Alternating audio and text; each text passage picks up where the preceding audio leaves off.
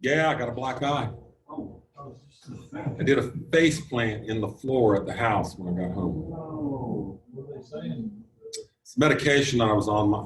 I'm diabetic, and my doctor had given me a medication that protects my kidneys and my heart from the effects of diabetes. It's a blood pressure medicine. And we'd already cut the dosage in half, actually literally cut it in half, cut the pills in half. It's still too high, and my blood pressure was under 100 over 56, something like that, 99 over 56. Heart rate was about 105, 110. As your blood pressure goes down, your heart has to pump faster to get the same amount of oxygen through to you. And so I'd gone home and I went up to see my wife and telling her about the vertigo and all. And she's a nurse, not very sympathetic. Nurses are not sympathetic. In my experience, my whole life. I got a sister that's a nurse too. And so she says, okay, well, let's just keep an eye on it. And so I stood up off the couch and walked through the room, walked through the door, and I have a handrail that goes down, then go around it, go downstairs from there. I grabbed onto the handrail and started around the corner, and then next thing I know is I'm waking up after taking the impact. I blacked out. So, yeah. I knew something was wrong. I just didn't know what. And, yeah. So I got this nice shiner. Yeah. I haven't had one of these since I did karate. Karate was always painful. I had broken ribs and broken toes, just doing dumb things you shouldn't do. Serious bruises in places.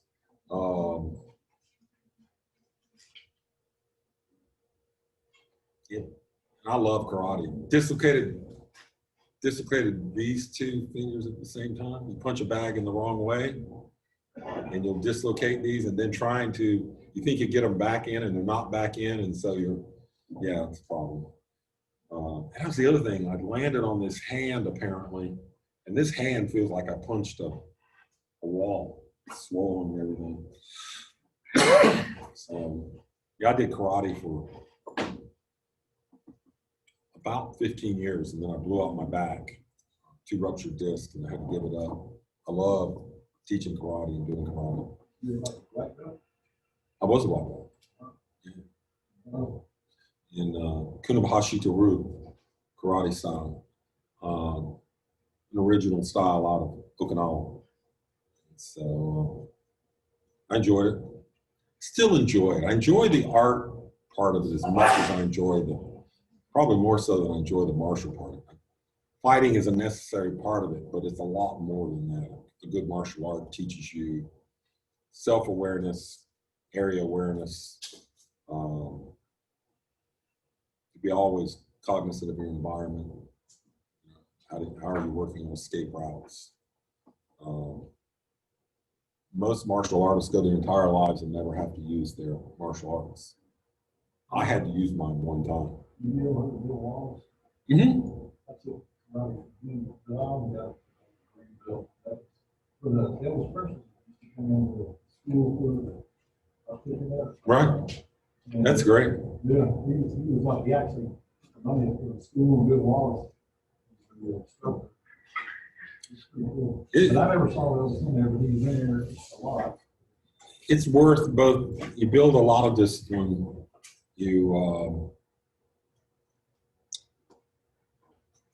It teaches you some self-confidence in situations that you wouldn't normally have. It's kind of like typing. You're sitting like you try on you repeat something and you know what the next thing is. It's just second nature. It is. It is. So if y'all ever have a chance to do martial arts, try it sometime. I did judo when I was, I guess, a sophomore in college, and that got my curiosity up. it's only a semester. Our instructor comes in on the first day of class and he shows us this one move, how to fall on your right-hand side. He says, do that 500 times. Come back on the second day of class. Shows you how to fall on your left side. Do it 500 times. Teaches you in that third class to fall on your back. Do that 500 times. Fourth time, how to fall on your face. Now we're ready to start. And falling in my judo was different than falling in my karate, but I liked the judo falls better. I thought they were more effective. And so I integrated, and most good martial artists will integrate different styles into there. So it really becomes a custom blend. You see, you know, the Gracie Jiu-Jitsu is like that. It integrates a number of styles. Mine integrated both Japanese or Okinawan karate, which is different than Japanese karate, and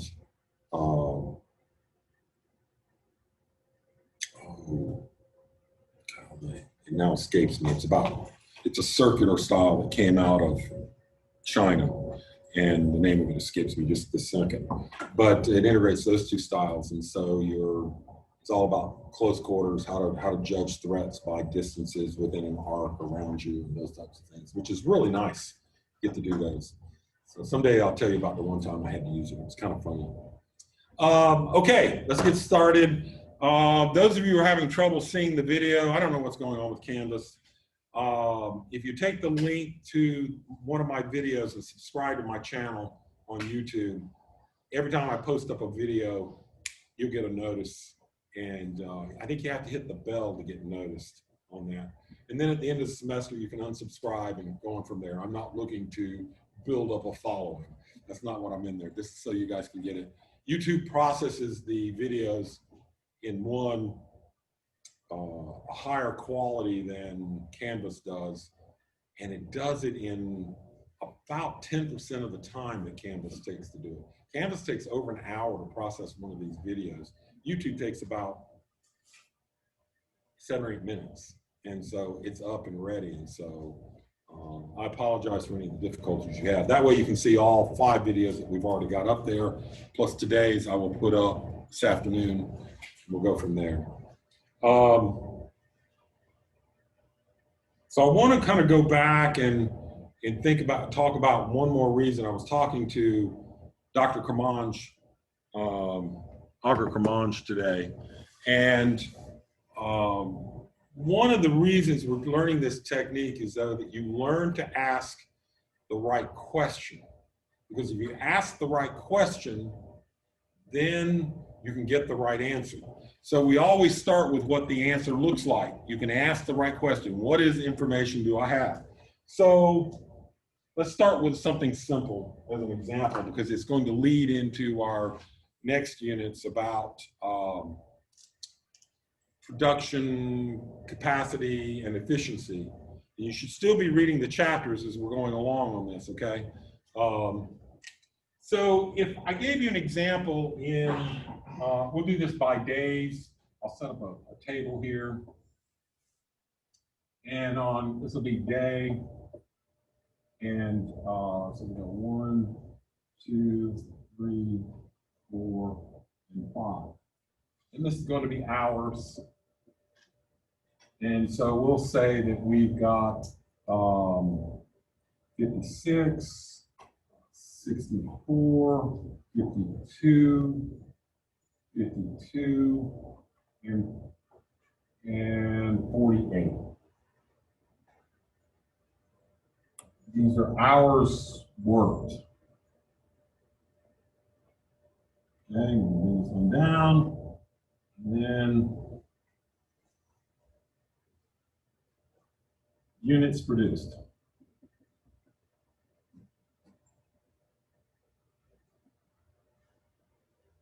Trying to see if you guys can see. Can you guys online see this? Yes? Okay. All right. So in this case, we'll have produced, let's see, we'll have produced 100 units here. We'll have produced 110. 92, 88, and 51.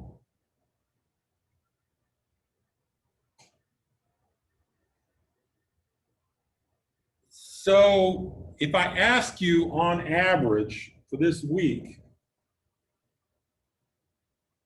how many man hours do we have available to work? All right. And you go, well, why is this all over the place? Well, you have people taking vacation. You have people who call in sick. You have people who leave work early to go pick up their kids because something came up at school.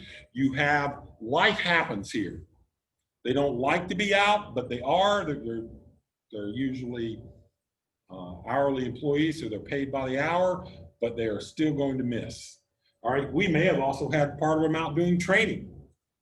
If you can, you're doing training. So HR says, hey, I need to pull people out because we need to do our annual anti-discrimination training. You pull these people out, those hours are lost to you in production. You're usually still charged for them, but they're lost to you. Okay, and you'll have a series of those that go on. They hate to shut down production with good reason that they're doing this.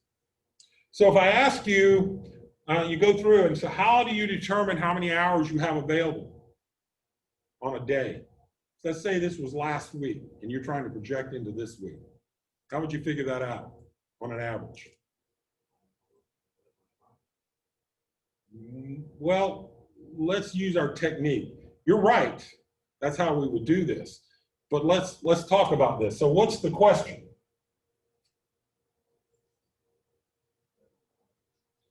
Okay, so it's available hours. How many available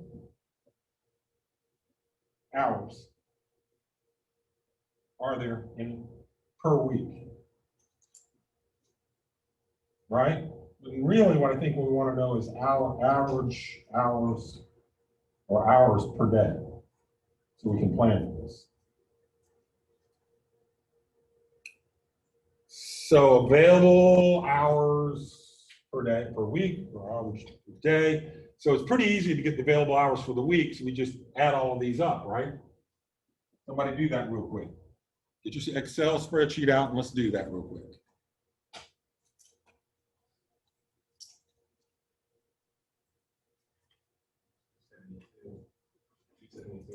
272 hours.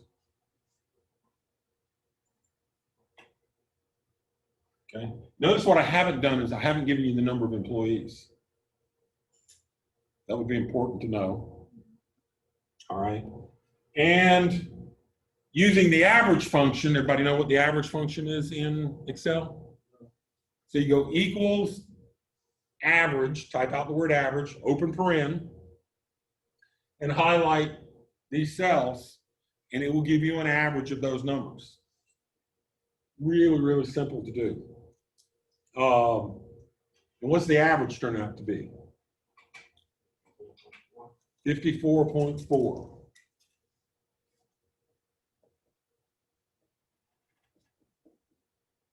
So you have 54.4 man hours available per day.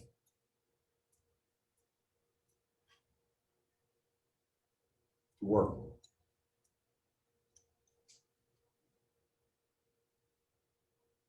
And I don't know how many people are involved in that. I just know that that's how many hours are available to us because that's the way we collect it.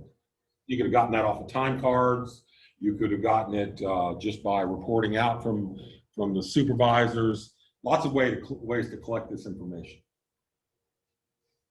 Payroll could have given you this. Payroll can't necessarily tell you if they were doing training in other places. To payroll, it all looks the same. But if you talk to somebody on the floor, he goes, yeah, but I only had them for 6 hours that day each. So that created a problem for me. Okay. Now, do the same thing on the number of units produced. 441 units.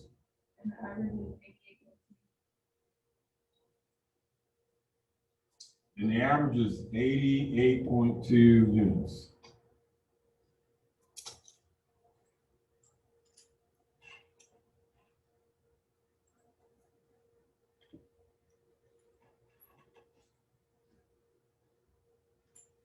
So how many man hours does it take to make a unit? How do I come up with that?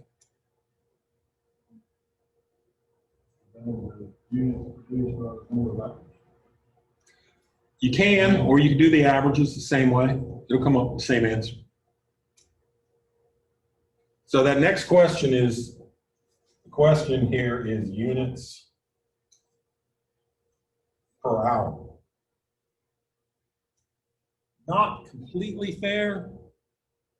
Actually, it's the other way around. I want to know the number of hours per unit.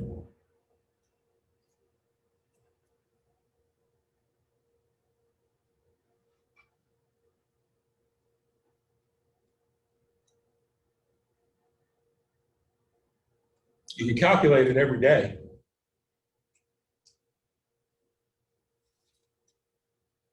This is like 1.8 or 9. Same thing here. Less than 1. Less than 1. About 1. So what does it average out to be? What's the number? What is it? No, 100 and so okay. It takes 0.62 hours to produce 1 unit. Sorry guys, I forgot to turn that off. I came right out of the car.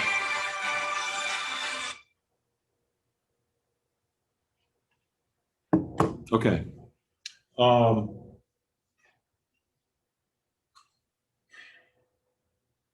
Does that make sense?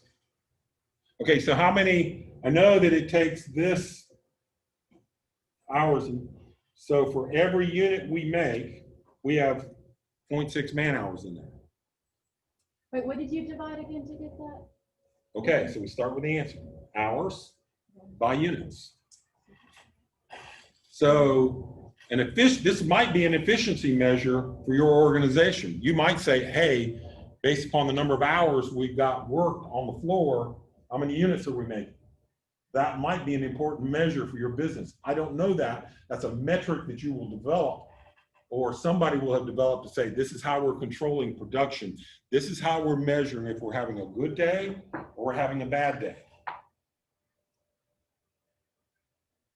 And you have those metrics. Every business should have those. If you're not, you're being an idiot, because you're not measuring the numbers that drive you to profitability. And operations is the most significant area to drive profitability for a couple of reasons. We'll get to that. And these are some things that you should take notes on as we're going forward on this. But we get this, right? Everybody okay with this calculation? Pretty straightforward. You got to think about the answer each time. Don't get hung up on the numbers. Don't get hung up on all the stuff that's up here. Think about the answer. Find out what you need in the answer, and then decide on what information you have to solve it with. Because we did several calculations here. We went out and we figured out total hours, we figured out averages. Can I give you an equation to solve this problem? Yes. Can I give you 10 ways to solve this problem? Yes. The point is that you develop your own strategies for solving the problem, not me giving them to you by rote, because you have the ability to do it. Start with the answer. I can't stress that enough. Okay, so if I give you one more piece of data,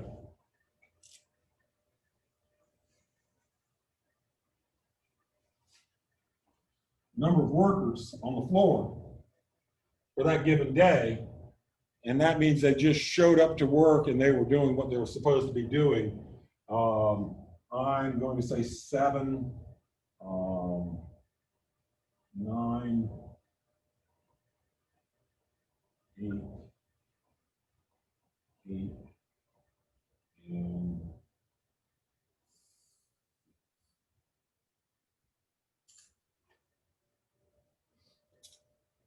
So you're trying to come up with what's the most efficient way to staff your business. You're doing these type of calculations. You're tracking it. How many employees do I have to have on the floor to produce what I need? These number variabilities might not be relevant. You say, oh, well, we got less hours being worked here. Might be because you planned for it. Because I only have to ship out 100 units 2 days from now. And so, oh, I got 110, now I only got 90, but I got a couple in inventory. And you keep doing this, you ship out, you change your manufacturing based upon the orders that you have. That's why you would use part-time employees. It's also why you would go to multiple shifts and give people overtime. You got more orders than you can produce in an 8-hour day. It's the same type of question.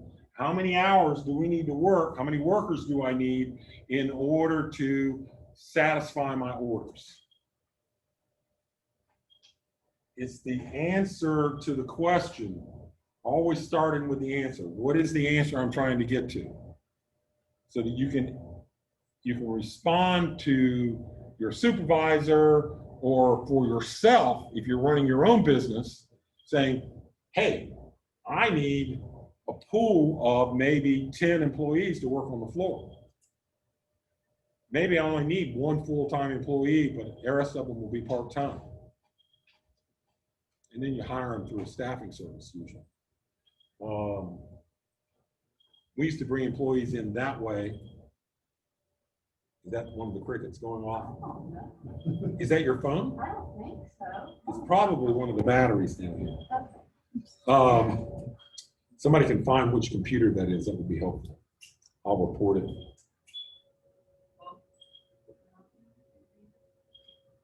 Sounds like it's coming from over in the corner over there.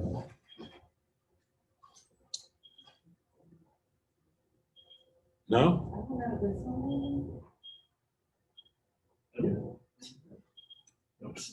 Still doing it? Okay. Just unplug it. And what number is that? Should have a number down on the bottom. On the computer. Look on the computer screen. It's not one. You're 3. I think that's 4. What's the one beside it over there? 5, so it's 4. Okay. All right. I'll report it out.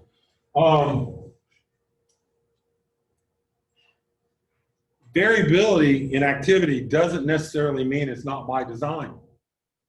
Could also be, if we're assuming that this wasn't the intent, that we've got some degree of variability going on here. Maybe we have an unreliable employee that's out sick, or we've got other things going on, or we've got people going out for different reasons. Or here we may have been training a significant number of them at a particular time. So all of those come to play. You have to plan for them and understand why they're happening. It seems simple when you're doing it on the board. Where you get into trouble is when you go into your first job and he goes, I want you to develop me a production. I want you to track production and tell me what my efficiencies are, where we're in trouble, so we can identify where we're in trouble, what we need to focus on. Most people will know if you've got an employee that's a problem, but you may not know that you've got problems with a machine that's keeping you down for X number of hours every day. And maybe you need to invest some money to fix that machine so you can raise productivity. Then you go through and do your ROI calculations and see if it's worth the investment to fix. That's the other thing could have been. Maybe there's a maintenance issue here going on. That's why we lost some productivity. Does this make sense? Not super difficult. It's not about the math, it's about the thinking. You can do the math. You have all the math skills since 5th grade to do this. You don't have to be good at math. to do business. You have to know how to apply that.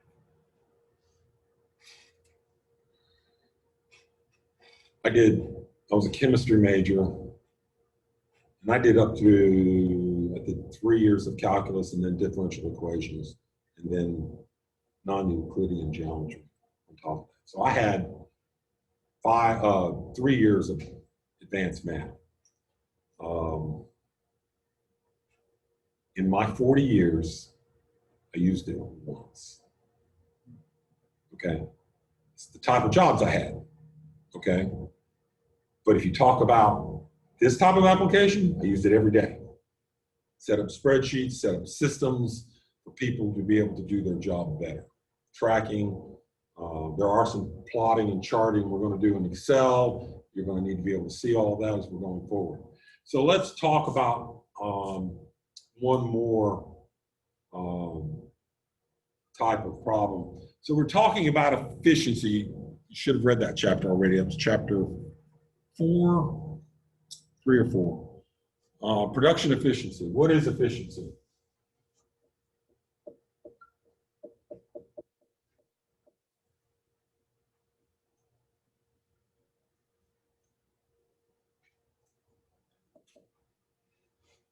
Production efficiency is the actual output versus your capacity. How do you calculate these two numbers? What's capacity? Somebody tell me what capacity is.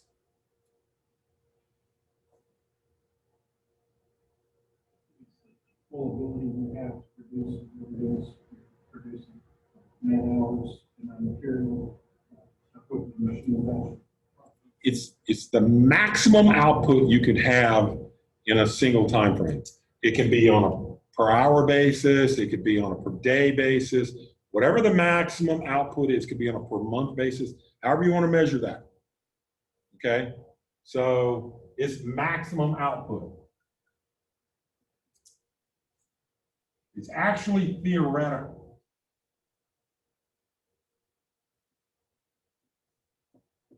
You should never be able to hit that.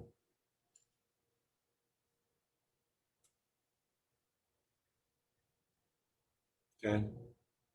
Sometimes you're asked to, but you just never hit it. Okay? You can come close. And output is the actual output. So when you set up your plant or your operations, you know what this number is going to be, your maximum output. You're going to know theoretically what that number is because you've done the justification for your ROIs to determine this. You've made some estimate on it. You've made some theoretical estimate of the actual output.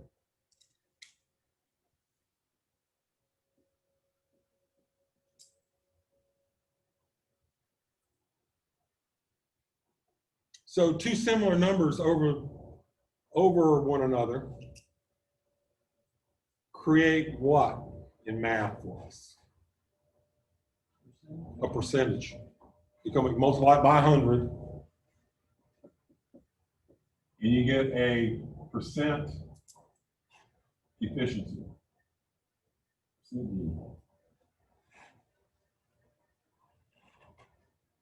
So if we're 70% efficient, that means we're 70% of our theoretical capacity. This is the benchmark, the target you would love to be able to hit and never can, so you're always striving for it. And this is what you're actually doing.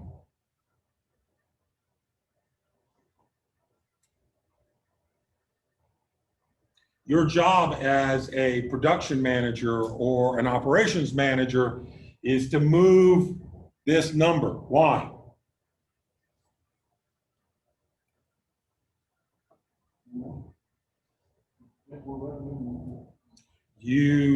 Why would you make more well, not revenue.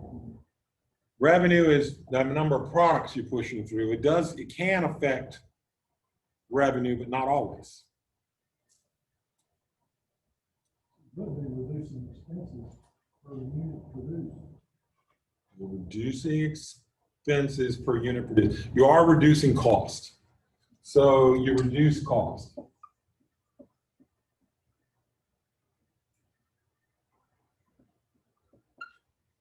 Okay.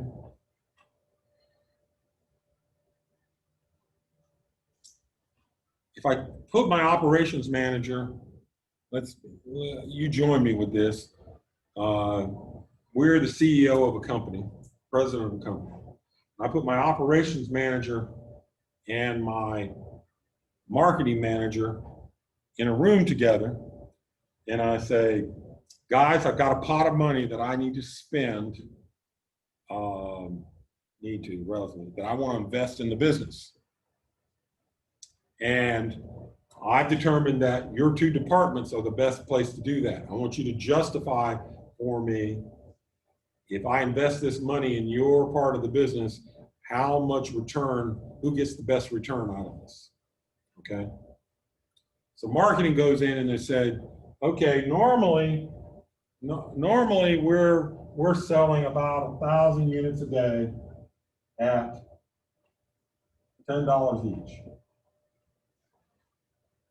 Okay, and he says, but if you give me this money, I'm going to double that. I can sell 2,000 units a day at $10 a unit.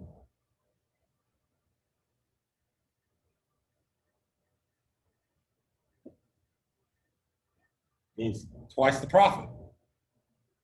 Okay, let's say your profit is $1 per unit, so you're making a profit. Actually, it would be higher than that. Let's say it's, that's about right, about $1 a unit, $1 per unit. So how much more profit would you be making? 2,000? No, oh, you'd be making $1,000 more profit. Okay, so it's only the increase that you're measuring. It's not the total, because he already owns that total. Already owns that first 1,000, and he's going to hold you to that, and he's going to want that second one on there. So it's great. So that product line can get an extra $1,000 from us. But you come in and you go, hey, look, if I can, operations manager comes in and says, well, it's costing us right now about you were selling us about $6 per unit right now to make these. You invest in operations, and I can save you $1.50.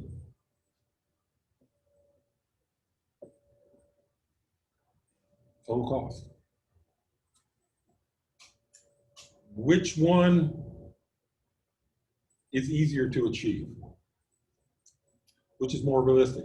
Doubling your sales or taking 25% of your, less than 25% of your cost out of the production?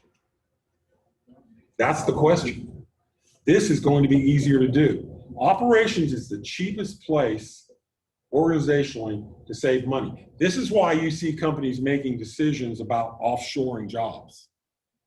Don't necessarily agree with it, but it just is. They'll do it. They'll say, hey, it's costing us $12 an hour here in the States, and we go overseas. It may take us more hours to make it, but I only have to pay $4 an hour to do that. In some places, it's less than that. They're making this type of calculation.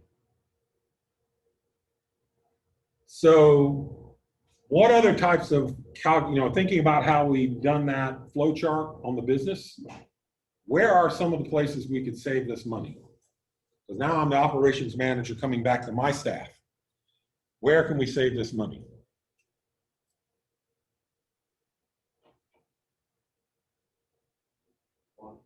Places for automation, so reducing man-hours. Maybe, okay, so through automation, maybe a new machine,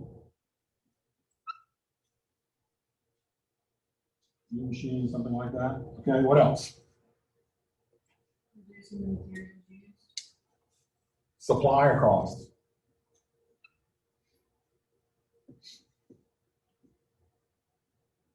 So you say, okay, we've got X number of dollars we tie up into buying our raw materials every time.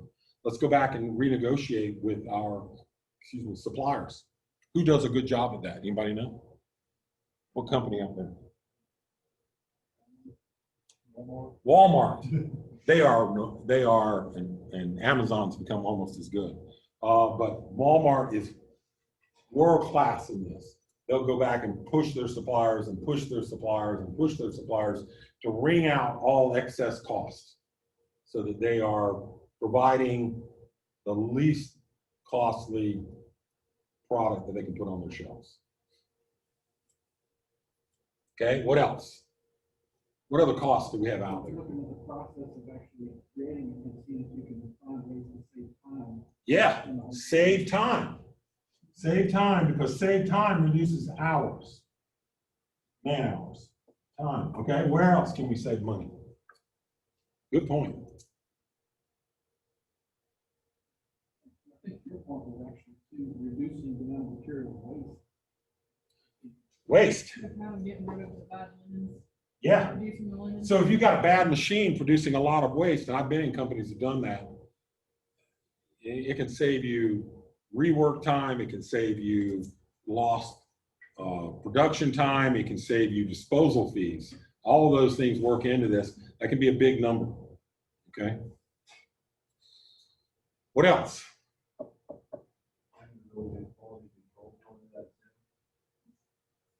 So, yeah, that would reduce waste. That would be waste reduction. Yeah.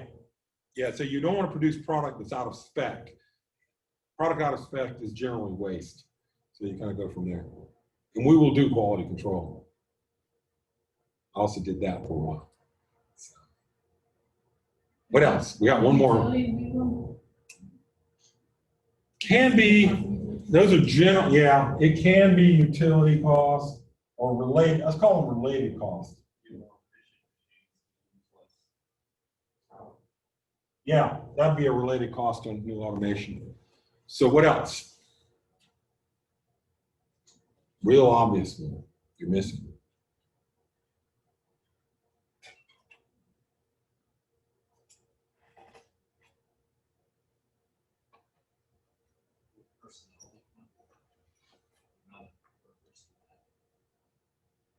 Well, I'm assuming that you're an effective manager, and if you've got the wrong number of employees on there, I need a new manager. I can save costs on your salary, yes, but but I'm assuming that you're effective. Retraining employees. Sorry? Retraining employees. Retraining. Could be training. If I found that that was a problem, training is an issue. Still more.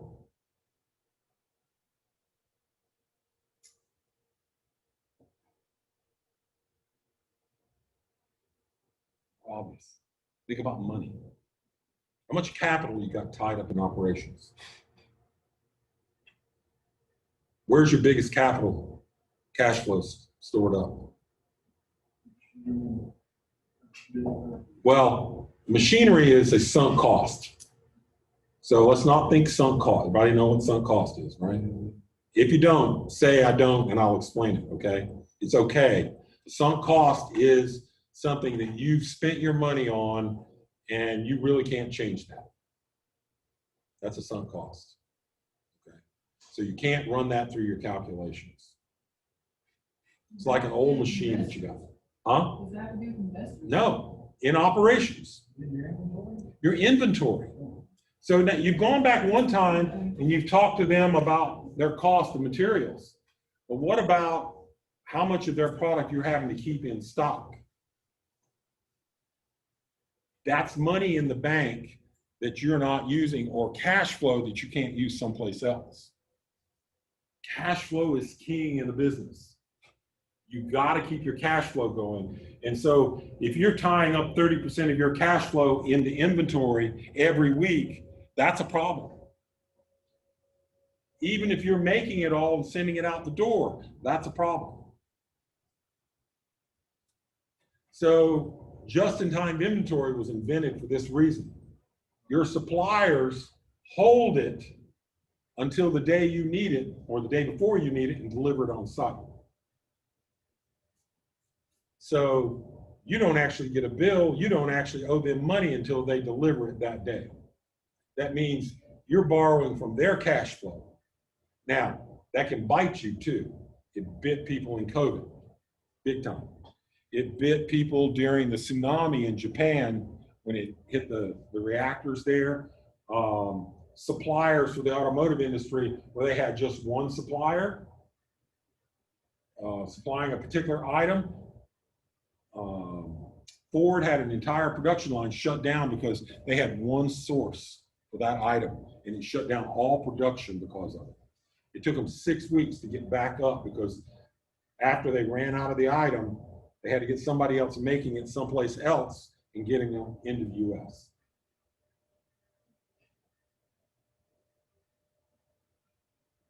Sometimes you can help your suppliers reduce their cost. You go, wow, I'd expect them to be very efficient. If they're shipping from China or Japan to you, what's one of their big costs? Shipping. Make it here in the States. Make it close to build a plant next door. Have more than one supplier. I had a situation to where we had 2 suppliers for a business that we had going on, and we split the orders 50-50. One supplier comes back and says, look, I'll give you a 10% discount if you give me 80% of your business. The other people still get 20% or a 30% reduction from where they were, and I get 80% as we go forward. We did that. We did that. Guess what? That other manufacturer came back with a cheaper formula for me. So he could get back, he won 80% the next year. Knife cuts both ways, instead of cutting each other's throat in the process. So being on the supplier side is a cutthroat business, really. And there is a limit to what you can do. What you don't want to do is get to a point that it begins to negatively impact the quality of your product. And we were making a safety product for the mines in the US. You can't have a deviation on quality. So how would you like to depend on a low-cost bidder for, you know, a roof that's being held up underground and you've got to live under it? It's not something you want to take a chance on. So you've got a lot of places you have a lot of places in operations where you can attack cost. Honestly, you should have a project every year attacking cost, driving it out of your business. I started to work for a new company in 1991, and it took me about a year. I studied the company, and I started a process to improve their products. They were third in the market. There were only 3 competitors, and they were kind of a distant third. I said, okay, there are a series of problems here. They were okay with being third, but they were getting there with what I call substandard product. And that's the reason they were third. So we started on a product improvement. It added a little bit of cost, but we added new features to beat out the competition. When I left, we were in first place, and we owned about 37% of the market at that point. 5 years after I left, they were out of business for different reasons, but they forgot some of the principles that I installed in them. Then I reformulated. And we were a $30 million business every year. Good sized business. Nice, middle-sized company. That's what the division was making.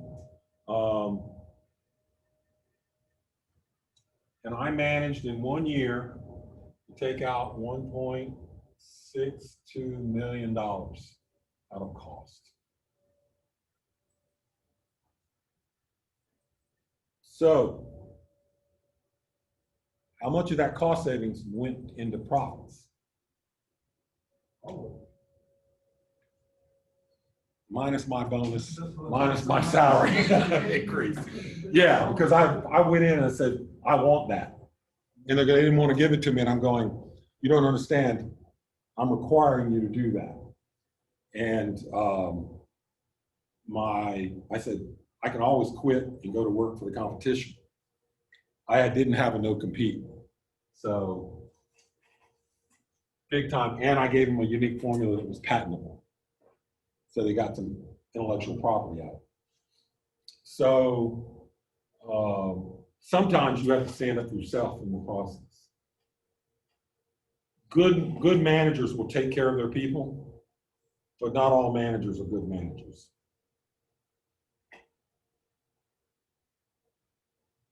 You have an opportunity as a production manager to drive profitability in the company. Over the next 4 years that I was there, we only took $800,000 out of the business, out of cost. Only 800,000. So in 6 years, I've managed to take $2 million worth of costs out. Meant we could lower price a little bit and take more business, which raised profitability because we were running more product through the organization. That makes sense? So what you do is you give your sales team more opportunities by taking their costs down. They can adjust price and they have more room to maneuver on price to take more business volume so that then you turn more of that into bottom line profitability. Guys, it's been a good day. I'll see you on Wednesday, online.